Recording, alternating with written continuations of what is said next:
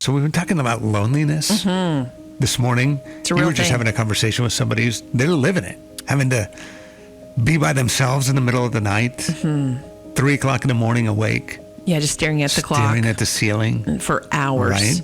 And just reading a little bit more about that, trying to help this Yeah. person in my life. Just reading how loneliness is worse for your health than obesity, alcoholism, smoking. I mean, that's how it affects us. Yeah. And it really led me down this path, just kind of researching more about how do you battle this. And one of the things that shocked me was screen time. Okay. It was saying that contributes Okay. to your loneliness, because often what comes with that is comparing yourself to others, and that can contribute to that feeling of loneliness. Wow. And so it's about limiting your screen time or being more mindful of what you're watching or looking at. That's interesting because it feels like a double-edged sword. Like I'm imagining myself sitting on my own, lonely in the middle of the night, nobody else to be able to talk to. It'd be super tempting. Like the natural thing to me would be, hey, Right. I'm going to get on my phone, do the social media Yeah. thing or something like that, feeling like I might at least get some level of Yeah. connection or a distraction there.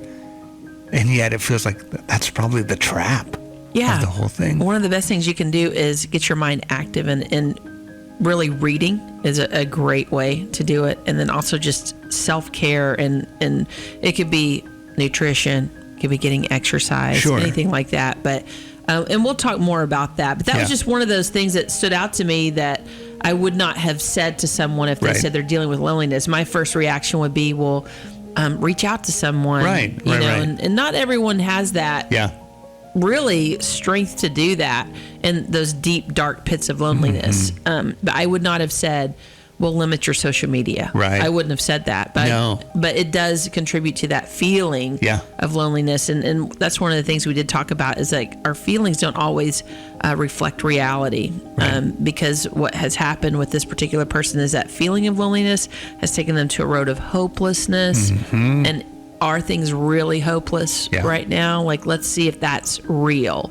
And it's not real. It's Right. not hopeless. Nothing is ever hopeless. So just a really good conversation. And we've been, sending a shout out to our listening family, say, hey, what do you do Yeah. to combat loneliness? Right. How do you battle that loneliness? I lost my husband in September of 21, and you know how everybody does food trains?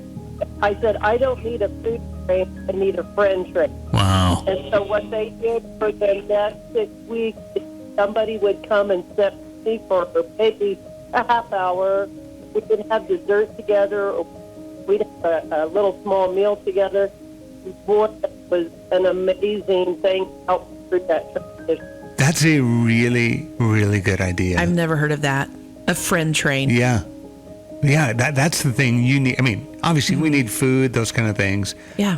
But to be able to know, hey, somebody that loves me is going to care enough to come. I can count on it. You get those notifications where, like a food train, like she's talking about, through email, and you can sign up. That's the next app. I think That's a friend, a really good friend idea. train. That's a really great good idea.